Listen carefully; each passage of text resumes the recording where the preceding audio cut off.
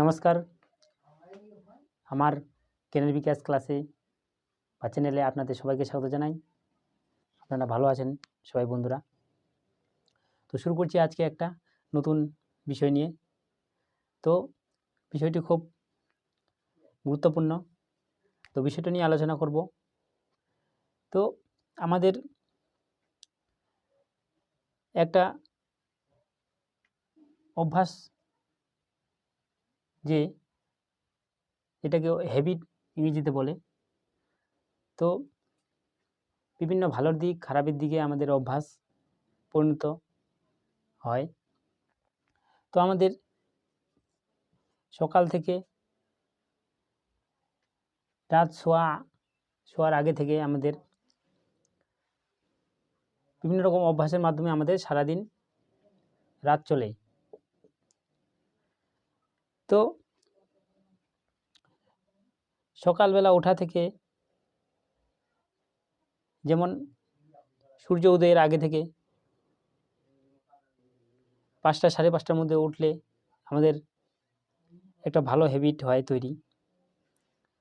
তো এরকম করে আমাদের জীবনের চলার পথের বিষয়গুলো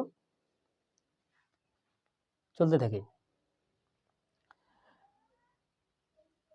তো সকালে ওঠা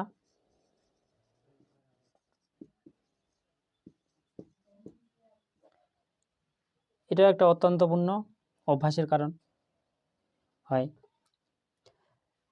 বা বিভিন্ন পড়ার ক্ষেত্রে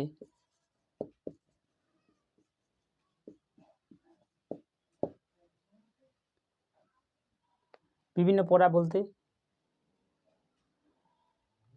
পড়তে অভ্যাস, যত পড়ব তত আমাদের রিডিংয়ের ক্ষেত্রে বা অঙ্ক করার ক্ষেত্রে বা কোনো কিছু গল্প, আর্ট বা ড্রয়িং, বিভিন্ন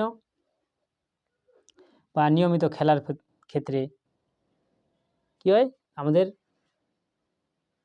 স্বাস্থ্য শিক্ষার ক্ষেত্রে আমাদের অভাব পড়ে না, সেটা অভ্যাসের মাধ্যমেই হয় আমাদের। তো এরকম আস্তে আস্তে অভ্যাসটা বাড়ে আমাদের।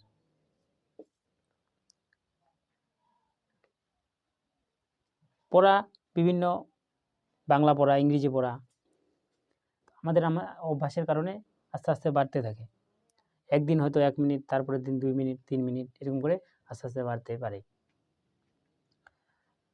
তো একটা বাস্তব উদাহরণ দিয়ে বলছি।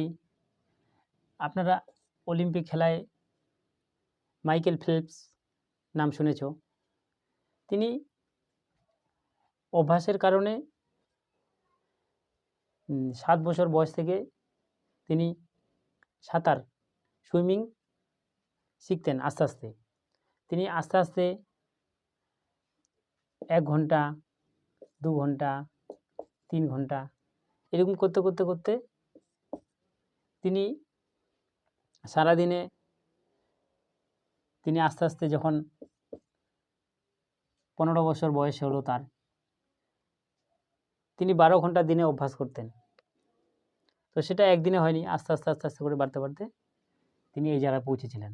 তারপর তিনি 19 বছর বয়সে কলেজে, তারপর দেশের বাইরে অলিম্পিকে খেলতে গিয়ে তিনি 4, 8, 12, 16 অলিম্পিকে 28টি মেডেল জিতেছিলেন। সেটি তার অভ্যাসের কারণে তিনি জিতেছিলেন। এটাই তার মূল মন্ত্র ছিল। তো আমাদের কোনো টোটকা বুদ্ধি নেই, অভ্যাসের কারণেই আমাদের যাবতীয় বিষয়গুলো তৈরি হয়। তো ভিডিওটি আর লম্বা করব না। তো আপনারা হয়তো ব্যাপারটি বুঝে গেছেন। তো মনে রাখতে হবে আমাদের অভ্যাস যেন ঠিকঠাক হয়। তো ধন্যবাদ। লাইক, কমেন্ট, শেয়ার করবেন। তো এই ভিডিওটি আরও অনেকে দেখে বা বুঝতে উপকৃত হতে পারে, শেয়ার করবেন। তো কমেন্ট করে জানাবেন ধন্যবাদ আপনাদের সবাইকে। সুস্থ থাকবেন, ভালো থাকবেন। জয় হিন্দ।